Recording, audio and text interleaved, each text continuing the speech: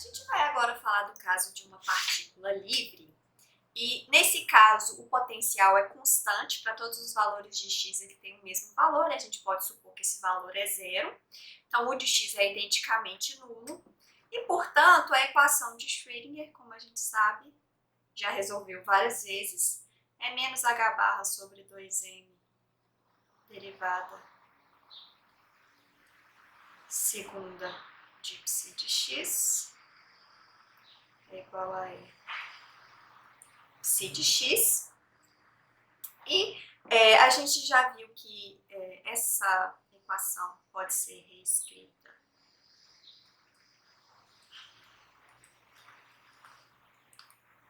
dessa forma.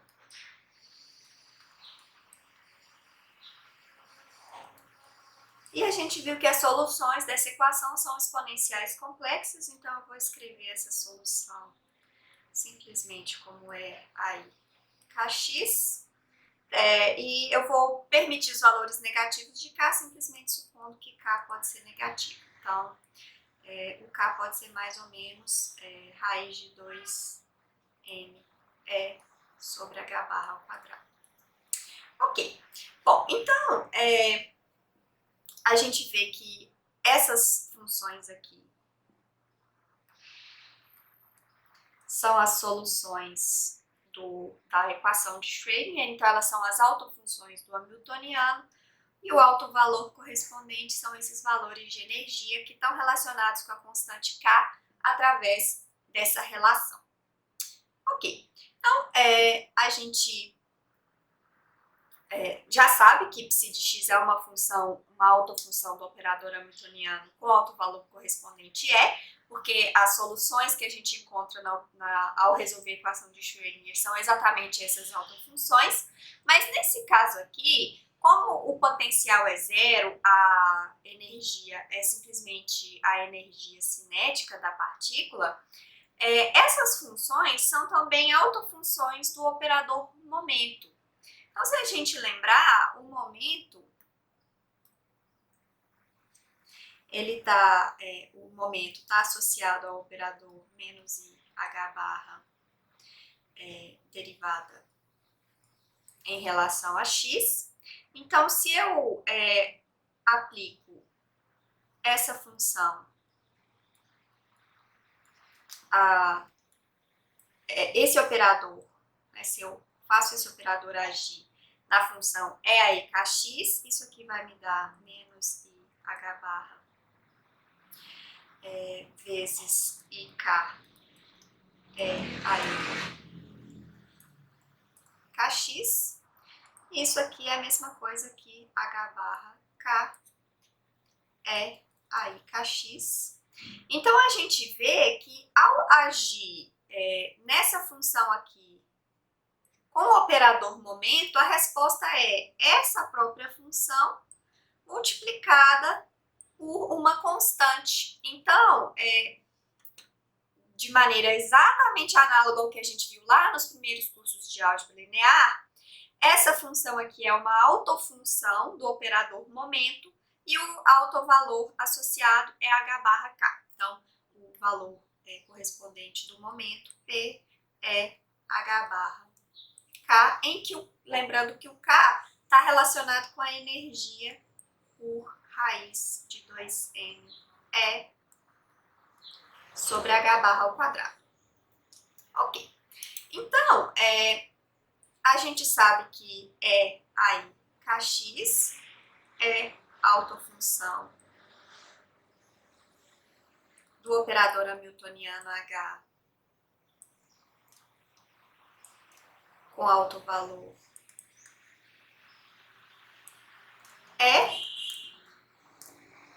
e essa mesma função é a autofunção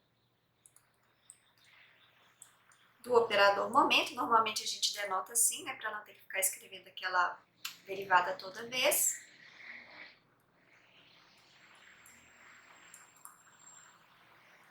Com autovalor h barra k. Se a gente lembrar da relação do k com E, o k raiz de 2m sobre h barra ao quadrado. Então, se eu elevar ao quadrado aqui, eu fico com k ao quadrado igual a 2m sobre h barra ao quadrado. Isso aqui é a mesma coisa que p ao quadrado sobre h barra ao quadrado. Então, a gente vê daqui, é uma consequência dessa relação, que é igual a p ao quadrado sobre 2m, como era de se esperar, já que a energia da partícula é simplesmente a energia cinética, a energia potencial é zero, e a energia cinética está relacionada com o momento exatamente por essa relação aqui. Tá? Então, nesse caso, Kx é a autofunção de H com alto valor E, então ela tem um valor bem definido para a energia e um valor bem definido para o momento. Tá? Aqui tem uma diferença, né, que eu tenho o mesmo valor de energia para dois valores de momento diferentes, um com sinal positivo e um com sinal negativo. E então a gente vê que essa função aqui representa uma partícula que tem momento bem definido, em uma direção se o K é positivo, na outra direção se o K é negativo. Tá? Então, a gente pode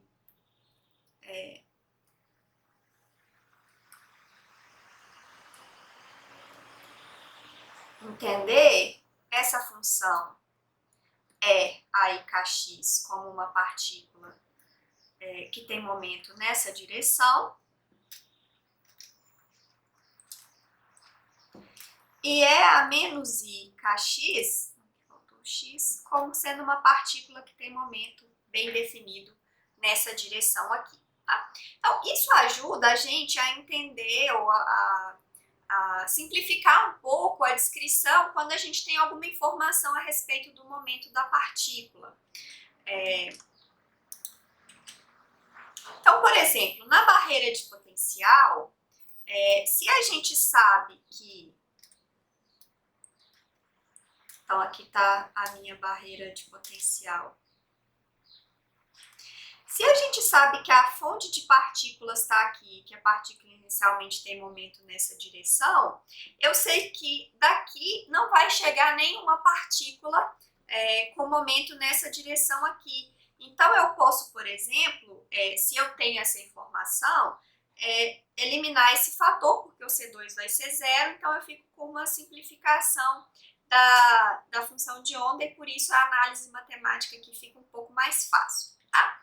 É isso que a gente fez quando a gente olhou para essa função de onda aqui. Então, lembram que a gente falou que eu tinha feito a suposição de que a fonte das partículas estava desse lado aqui, não tem nenhuma partícula chegando desse lado. Isso ajuda a gente a entender um pouco melhor, sabendo essa informação sobre o comportamento da partícula, ajuda a gente a fazer uma descrição mais fácil aqui da matemática envolvida no problema e encontrar aquelas constantes que aparecem na função de onda e quando a gente liga a função de onda em x igual a 0 e x igual a e. Ok. Isso também acontece aqui na barreira e no poço com E maior do que o zero. Então, se eu tenho a informação sobre o momento da partícula, por exemplo, se a partícula vem desse lado aqui, se o momento dela está nessa direção, eu posso, por exemplo, eliminar esse termo aqui e fazer, dependendo dessa informação, fazer outras simplificações. Não vou entrar em muitos detalhes aqui, mas é uma informação interessante. Ok. Voltando agora para essa discussão da partícula livre, essas autofunções que têm momento bem definido, que são essas autofunções aqui, elas não são normalizáveis. Nesse caso, a gente tem que a integral de menos infinito até infinito de módulo de psi de x ao quadrado é a integral de módulo de E kx. Esse módulo aqui é igual a 1. E essa integral aqui é uma integral que diverge, vai para infinito. Então, que a gente está fazendo aqui essencialmente é calculando a área debaixo do gráfico da função constante igual a 1 de menos infinito a infinito, e é óbvio que essa área vai para infinito. Tá? Então, isso implica que essas autofunções aqui, que são matematicamente permitidas, e que têm autovalor igual a h barra k, elas não são fisicamente permitidas, porque elas não são funções normalizáveis e, portanto, elas não podem representar a função de onda de uma partícula.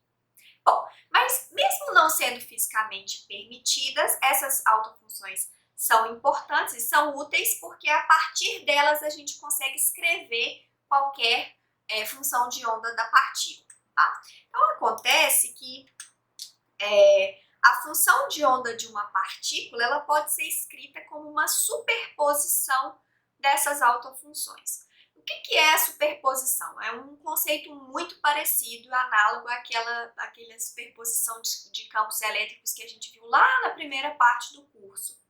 E matematicamente, essa superposição, ela se traduz em uma soma ou uma combinação linear, no sentido lá de álgebra linear mesmo, das autofunções que a gente encontrou ao resolver a equação de Schrödinger. Isso é verdadeiro para qualquer sistema, não só para a partícula livre. Então, por exemplo, quando a gente falou da partícula em uma caixa, a gente viu que esses caras aqui eram as autofunções do operador hamiltoniano, com o autovalor E, né, que é esse E que aparece aqui, que tem uma formulazinha para ele que a gente viu lá atrás. São os estados com energia bem definida. Nesse caso, esses estados são fisicamente permitidos, dessas funções são normalizáveis, e eram o que correspondia ao que a gente chamava de estados estacionários, que foram os estados que a gente estudou lá nos vídeos anteriores. Então, todos os vídeos, todas as continhas que a gente fez até aqui foram feitas para encontrar quem são os estados estacionários. Mas, em geral, o estado de uma partícula não é um estado estacionário. Ela é uma superposição, a função de onda é uma superposição dos estados estacionários, uma soma, uma combinação linear, no mesmo sentido lá da álgebra linear, dos cursos de álgebra linear que a gente faz lá no início do curso. Só que aqui tem uma sutileza a mais, que como a gente tem um conjunto infinito de estados estacionários, essa combinação linear é uma combinação linear de infinitos elementos, né? Então a gente tem essas constantes aqui, que são as constantes análogas às constantes que a gente usa na combinação linear, e aqui a gente está fazendo uma soma dessas funções, com cada uma com um coeficiente Cn. E esses coeficientes aqui têm que ser tais que essa função aqui é normalizável, e elas também podem ser determinadas se a gente conhece o estado inicial da partícula, tá? Se a gente conhece se x em t igual a zero ou em algum determinado valor de t. Ok. Bom, então isso acontece para qualquer sistema que, por exemplo, para uma partícula livre, para a partícula em uma caixa. Para o caso da partícula livre, apesar dos estados estacionários, né, das autofunções,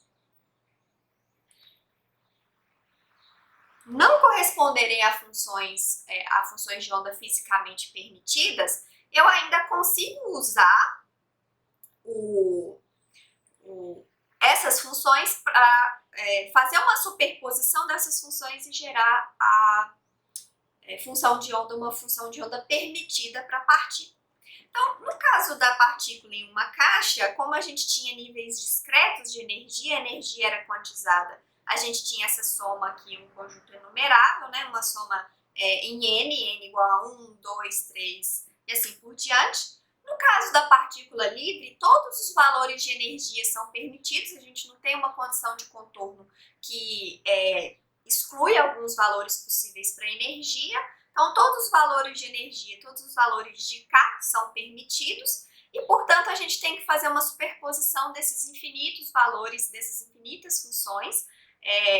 E agora, como eu não tenho mais um conjunto discreto, eu tenho um conjunto que é igual a R, né, essencialmente, a gente vai fazer uma integral para fazer essa soma e os coeficientes são dados por essa função AK. Então, é análogo, então é um pouquinho mais complicado por causa da estrutura do conjunto de autofunções aqui nesse caso. Tá? Então, essencialmente, o que a gente está fazendo é uma superposição das autofunções para gerar a função de onda. De novo, esse AK aqui tem que ser tal que essa função de onda seja normalizada, esse AK vai ser escolhido para fazer com que isso seja possível, e ele pode ser obtido se a gente souber a condição inicial. E isso aqui tem a ver com a transformada de Fourier. Então, se vocês lembrarem lá da transformada de Fourier, por exemplo, se eu faço t igual a zero aqui, esse AK vai ser exatamente, está relacionado com a transformada de Fourier inversa da função psi de x0. Então, a gente, sabendo as condições iniciais, utilizando a transformada de Fourier, eu consigo descobrir quem é a função AK, ok? Bom, então, eu consigo encontrar o AK a partir da condição inicial e ele deve ser tal que a função de onda é normalizada. Bom, uma outra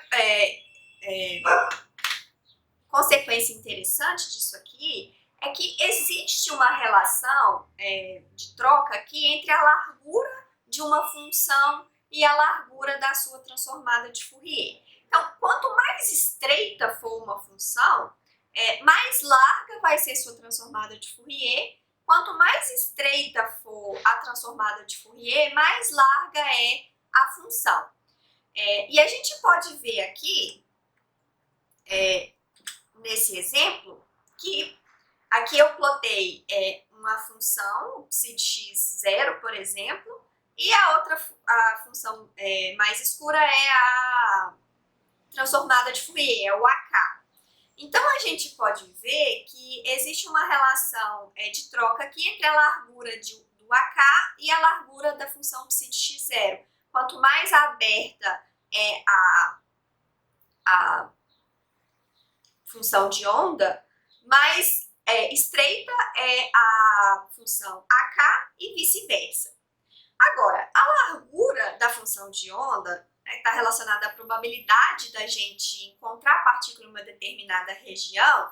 Então, quanto mais larga for a função de onda, mais a gente tem incerteza em relação à posição da partícula. Quando a função de onda é bem estreitinha, a gente sabe que a partícula está ali naquela região. A probabilidade da gente encontrar ela ali é muito maior.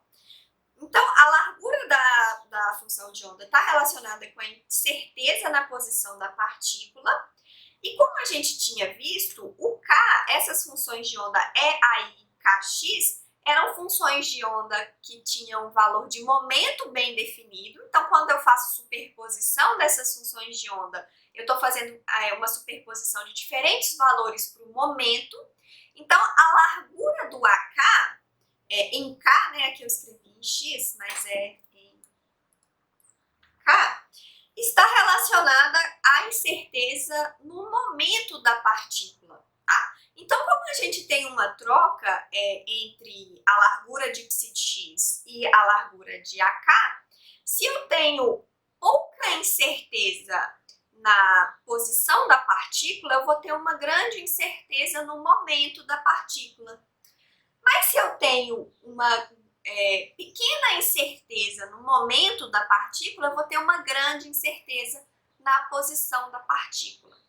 Então, a partir da construção matemática da física quântica, equação de Schrödinger, função de onda e os operadores que representam posição e momento, a gente consegue derivar uma equação que relaciona a incerteza em x no momento. Essa relação é chamada de relação de incerteza. A maioria dos livros se refere a ela como um princípio da incerteza. Eu não gosto de chamar assim, porque princípio parece uma coisa que a gente tem que assumir, enquanto que isso aqui é uma coisa que pode ser derivada das outras coisas que a gente já assumiu, da estrutura matemática que a gente já está usando. E essa relação de incerteza implica que ΔX e ΔP tem que satisfazer essa restrição aqui. Então, se ΔX é muito pequeno, obrigatoriamente o ΔP tem que ser bem grande. E se o ΔP é muito pequeno, obrigatoriamente o ΔX é muito grande. E a gente percebe daqui também que nenhuma dessas incertezas pode ser zero. Então, em geral, a partícula nunca vai ter posição bem definida, nem momento bem definido. A gente sempre tem uma incerteza nessas duas coisas. E se uma tem uma incerteza pequena, a outra vai ter uma incerteza bem grande.